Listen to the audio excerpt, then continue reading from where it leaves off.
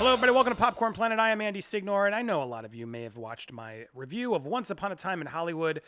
I was not a huge fan of the film. I enjoyed parts of it. I just thought it was kind of a meandering mess that was just overly long and it could have been edited. And I just thought it went weird in certain scenes that just didn't go weird enough in other scenes. And just, it was a tonal mess for me. I know that was very polarizing and an unpopular opinion for a lot of you. But I'm a Tarantino fan, and that film was just not one of my favorites. And so I'm not going to get into my hatred of the film. What I do want to talk about is the Bruce Lee scene. I never really got to do a full video explaining my thoughts on that. And now, as some time has progressed, a lot of people have been chiming in, and most recently yesterday, Kareem Abdul-Jabbar has chimed in. Now, I didn't even realize the two were friends, but he was his friend. They worked together. He was trained by Bruce, and basically he says in this Hollywood Reporter piece that he wrote himself that Tarantino's movie disrespected him. Now, I'm going to get into a lot of this, so stay tuned. I even have a clip of Bruce I want to play, but let's just see what Kareem wrote. Because he says overall he believes that Tarantino was sloppy, somewhat racist, and shirked his responsibility to the basic truth in Once Upon a Time in Hollywood. So here's the meat of it. Remember that time Martin Luther King Jr. kidney punched a waiter for serving soggy croutons in his tomato soup? How about that time the Dalai Lama got wasted and spray painted "Karma is a beach" on the Tibetan ambassador's limo? Probably not, since they never happened. Pause. Both of those scenes sound kind of interesting. I want to see those movies. But back to what Kareem's saying. But they could have happened if a filmmaker decides to write those scenes in his or her movie. Even though we know the movie is fiction, those scenes will live on in our shared cultural consciousness as impressions of those real people, thereby corrupting our memory of them built on their real-life actions. That's why filmmakers have a responsibility when playing with people's perceptions of admired historic people to maintain a basic truth about the content of their character.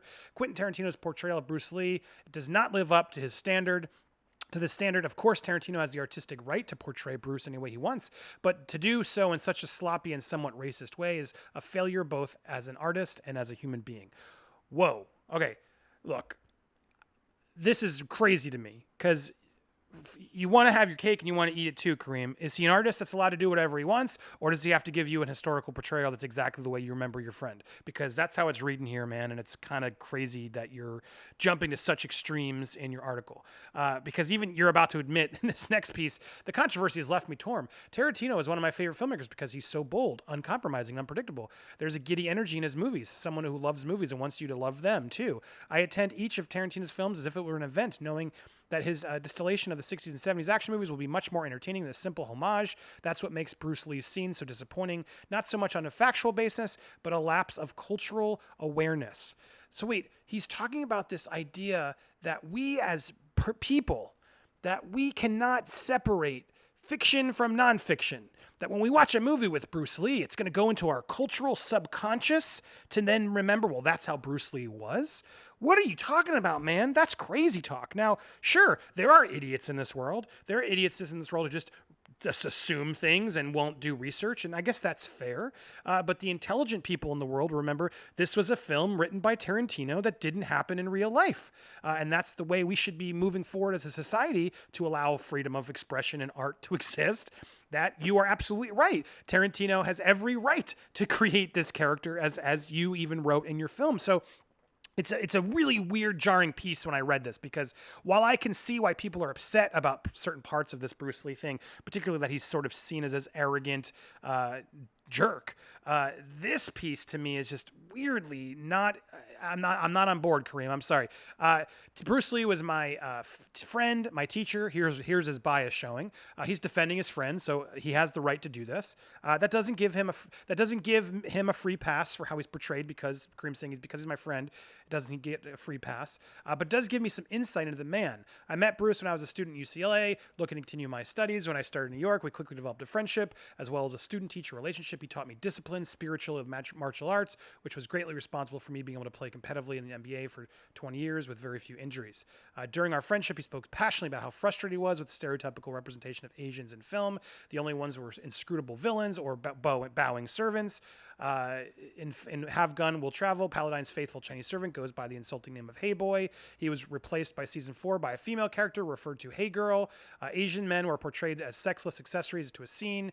This is all, for the record, fair. And I do believe Bruce was very instrumental in trying to beat that stereotype. So yes, this is fair. But we need to get to what is so racist is really the word he used. What was so racist about the portrayal of Bruce Lee in the film? So I'm just fast forwarding to the next paragraph. That's why it disturbs me that Tarantino chose to portray Bruce in such a one-dimensional way. The John Wayne machismo attitude of Clift as an aging stuntman who defeats the arrogant, uppity Chinese guy harks back to the various stereotypes Bruce was trying to dismantle. Of course, the blonde, white, beefcake American to beat up your fancy Asian chopsticky dude because that foreign crap doesn't fly here. I might as go as far as long as a skewered version of Bruce is the only significant scene with him. That's why that if it wasn't the only significant scene with him, if we had seen a glimpse of his other traits, his struggle to be taken seriously in Hollywood, alas, he's just another hey boy prop to the scene. Look, that's extreme, man. I didn't get that vibe at all. I took that scene as Bruce was in charge of that set, and everyone respected him, and he was a celebrity there, and he was being treated as an equal, and he was arrogant. That's a fair point we can just talk about. But this implication that he was being used as a prop, as being a racist prop by Tarantino, that's awfully harsh, man. I don't get that vibe, and I think that's a really, really dangerous accusation to be calling Tarantino racist because he put an Asian actor in as Bruce Lee to portray an arrogant, sort of over the top version of Bruce Lee. So right there, you lost me, Kareem, because that's not fair. This is emotion getting in the way. I am sure other people will challenge me, and please do civilly in the comments. Let's have a discussion about it. But I don't see this as racist. I don't see Tarantino's portrayal as racist. Now, ignorant, incorrect, those are fair words that might be able to use. But racist, let's be careful, because you're basically implying that racism, he's against Asian people. He's using them as props and doesn't care about them, and in fact hates them or is discriminating them. And those are really harsh terms we need to be careful of in this political climate. And so that's why this article really upset me. So going back to it, to beyond that, he says, I was in public with Bruce several times when a random jerk would challenge him to a fight. He always politely declined, moved on. First rule of Bruce's Fight Club was don't fight unless there's no other option. He felt no need to prove himself. He knew who he was and that the real fight wasn't on the mat. It was on the screen and creating opportunities for Asians to be seen as more than grinning stereotypes. Unfortunately, Once Upon a Time prefers the good old ways. Whew. Look, I don't like that. I don't agree with you. I don't think that's fair. I don't think going the racist card on this was the proper argument, because the problem with the scene is he's an arrogant jerk. That's the reality of the scene. He's not a grinning stereotype. He's playing the jerk who's clearly the boss on set. Everyone's looking up to him. They know who he is, and they're all listening to every word he says. I don't see that as the hey boy that you're referring to in the previous film. So I think that's an unfair characterization, and you're emotionally using racism to spur this fight. The real conversation about this topic, to keep it on track, unlike Kareem does, is this fact that he is seen as arrogant, as should he have lost. What was more interesting to me was when I read the article by Mike Moh, who portrayed him in the film, who was a huge Bruce Lee fan, who also admits that it was a tie. Did he get his ass kicked? Hardly. If 5 more seconds and Bruce would have won. This was Mike's version because he played the character, how he was acting and doing it all. He didn't see it as a loss. And I'm with him because Bruce kicks his ass. And then Cliff sees the arrogance of this character portrayal we're doing, takes advantage of it, and gets one on him. I think that's not impossible. He did not kill or beat Bruce Lee. He knocked him down, and Bruce would have gotten back up and likely kicked his ass. I think that's the reality of what would have happened, and we would have kept going. So I think a draw was a fair call there.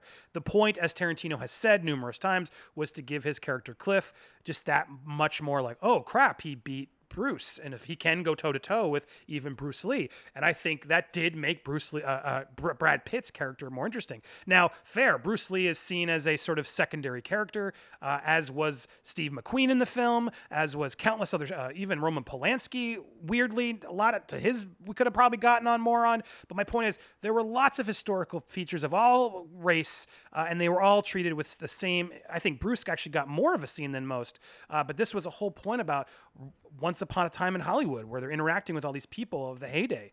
So I don't think he needed to take another 10 minutes with each character to give them multiple scenes. The film was already too long. If anything, these scenes didn't need to be there as long as they were. But again, trying to stay on point here, which Kareem didn't do. Was it unfair of him to be arrogant? Would he have lost? I don't think he lost. So that's the second issue. So I don't think there's a problem with that scene.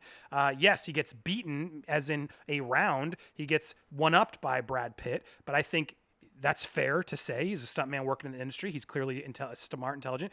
And in the scene, Bruce is being a little bit more showy and assumes this guy has nothing. And that's when you can get your enemy and unexpected. Now, the real Bruce Lee, would he have beaten him? Probably not, because the truth is, I don't think Bruce Lee was as arrogant as Tarantino is claiming he is. As Tarantino was arguing this with Bruce Lee's daughter, I'm opening up the article as I say this, his Bruce Lee's daughter has gone on record saying, shut up, because basically Bruce Lee's daughter came forward and said that's not how he was portrayed. He didn't like it. Tarantino then came forward and doubled down on his comments and said, well, more. Oh, well, this is how he was. Let's hear this quote.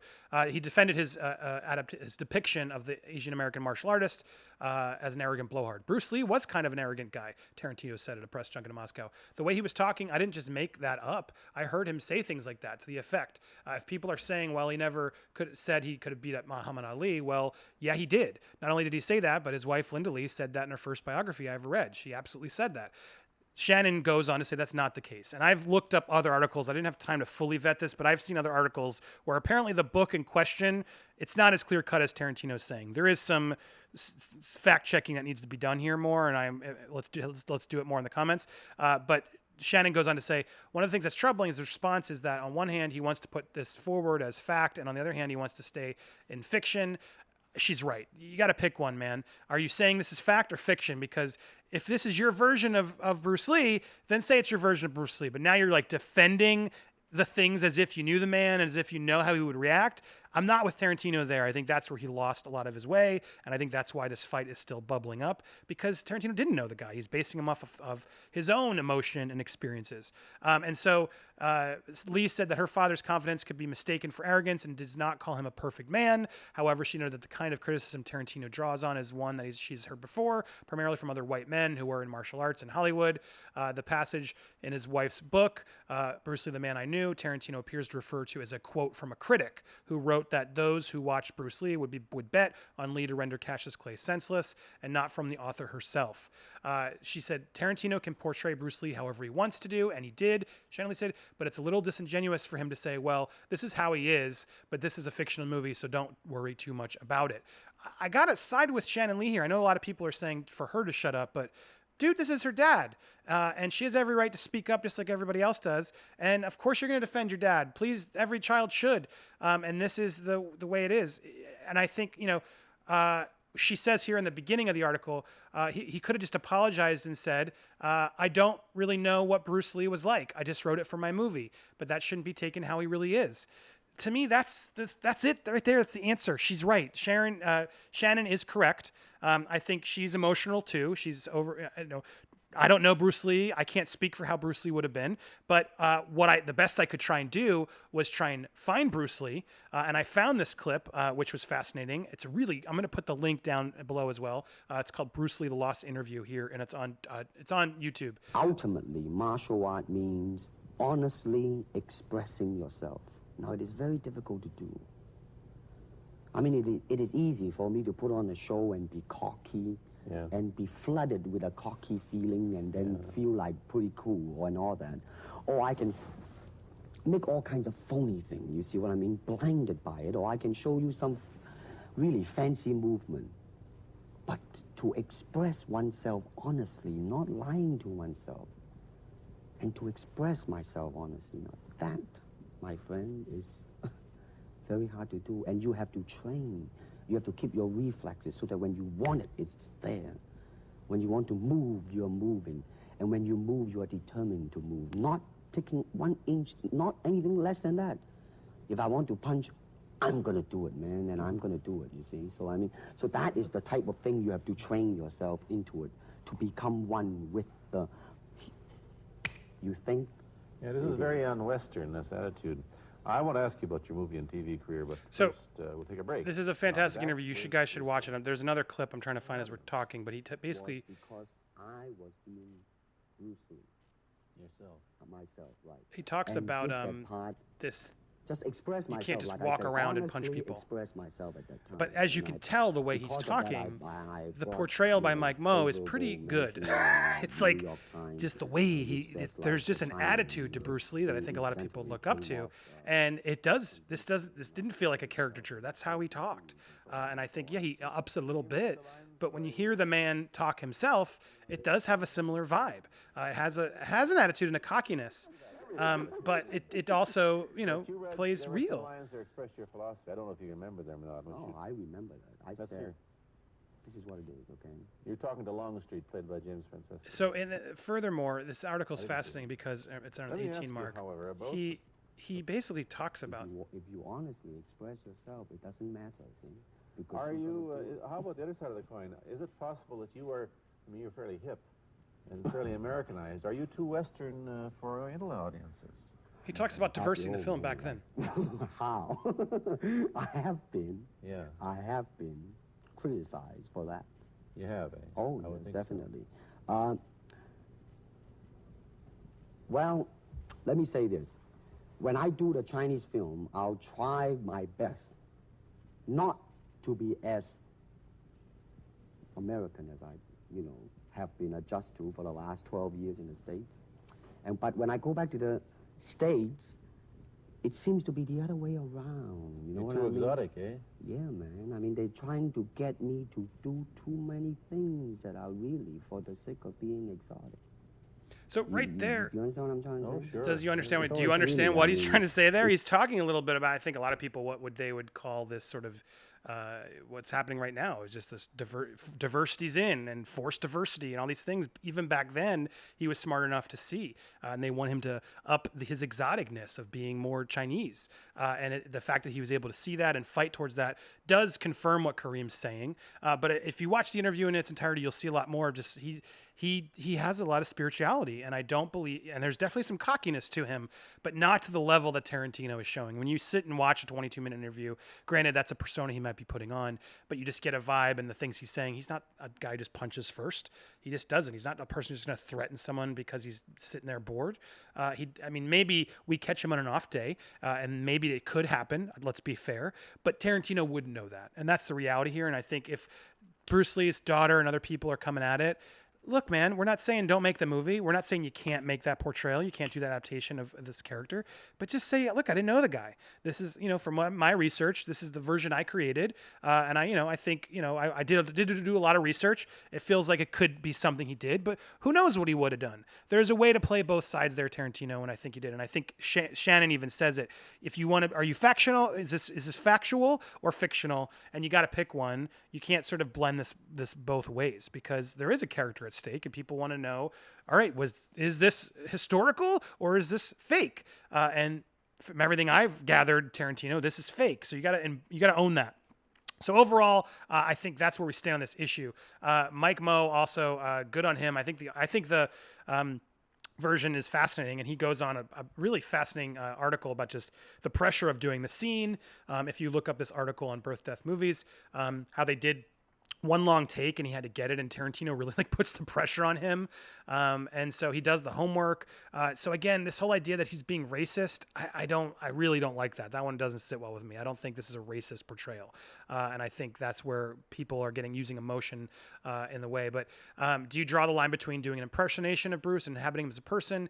And even Mike admits that was the dangerous part, especially because it's a heightened sense of reality that Tarantino is so good at. You don't want to make it cheesy by going way over the top and making Bruce a character, so that's the fine line you want to straddle. But look, he's a big personality, and I love his personality. I credit his ability to straddle confidence and cockiness as something that I strive for as a young kid who was kind of unsure of how I fit in the group growing up in the Midwest.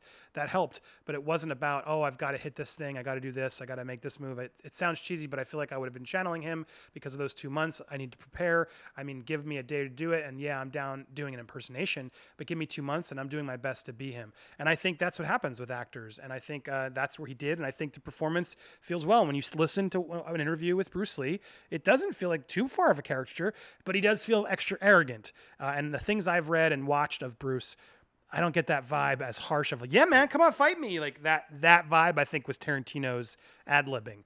So Tarantino, own it. That's the bottom line here. And Kareem, look, I don't agree with that article. I think you're defending your friend. Good on you. People should be loyal to their friends. That's absolutely true. But in this case, I think it reads like a hot take for some clicks, and it's not really getting to the core issue of just like, look, let's tell Tarantino, don't keep saying this is fact if it's fiction. That to me is the best and sums up everything from Bruce Lee's daughter herself. What do you think in the comments? Were you offended by the scene? Do you think the scene was stupid? Should Bruce Lee have won? Did you like the film? Let's have all those conversations down below. And if you find any other cool Bruce Lee clips or anything, send them down there because I want to see. We can all watch and talk together. Please be sure to subscribe. I'm so close to 100,000 subscribers. I would love a big push. So subscribe. Hit that button right now. I'll wait for you. Do it. Or click some of these other videos while you wait. Thank you so much for watching. Have a wonderful weekend. I'll be back soon. Bye.